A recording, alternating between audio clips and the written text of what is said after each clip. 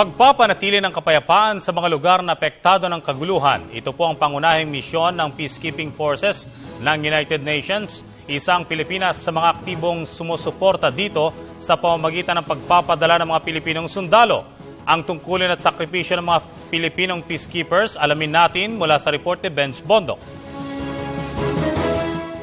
Upang umunlad ang isang bayan, mahalagang mapanatili ang kaayusan at kapayapaan. Ito ang mandato ng mga peacekeepers ng United Nations o UN.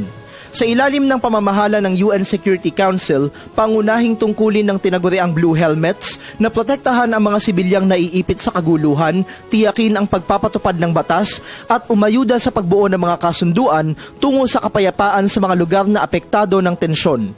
May mga prinsipyong nagsisilbing batayan ng pagsasagawa ng peacekeeping missions ng UN. Una rito ang pahintulot mula sa magkakabanggang mga partido para sa pagde-deploy ng mga tropa ng UN sa mga teritoryong balot ng kaguluhan.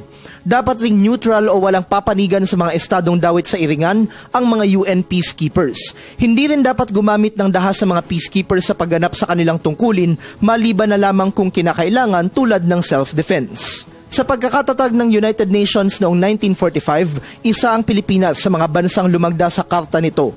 Bunsod nito, kaisa ang Pilipinas sa mga programa ng United Nations para sa pagtataguyod ng pandaigdigang kapayapaan. Taong 1963, unang nagpadala ang bansa ng mga kinatawan sa peacekeeping operations ng UN sa Congo sa Africa. 2008 naman nang lumagda ang Pilipinas at UN sa isang kasunduan kung saan magpapadala ang bansa ng mga tropa nito upang umalalay sa mga misyon ng UN peacekeepers kung kinakailangan. Sa pinakahuling datos ng UN, may higit 600 Pilipino ang bahagi ng higit 70,000 elemento ng UN Peacekeeping Forces na naglilingkod sa 16 na UN peacekeeping operations sa buong mundo sa kasalukuyan. Bilang mga tagapagtanggol ng kapayapaan, makailang beses na ring nalagay sa panganib ang buhay ng mga Pinoy UN peacekeepers. 25 Pinoy UN peacekeepers ang dinukot ng mga rebelding Syrian sa Golan Heights sa dalawang magkahiwalay na insidente noong Marso at Mayo 2013. Sa kabutihang palad, pinalaya rin ng mga ito makalipas ang ilang araw.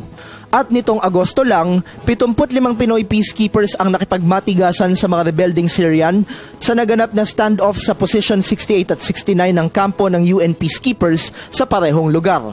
Nais ng mga rebelde na isuko ng mga Pinoy ang kanilang mga armas kapalit ng buhay ng 43 Fijian peacekeepers na nooy hawak ng mga ito. Hindi nagpatinag ang mga Pinoy kung saan tinakasan ng mga ito ang mga kalaban sa Golan Heights.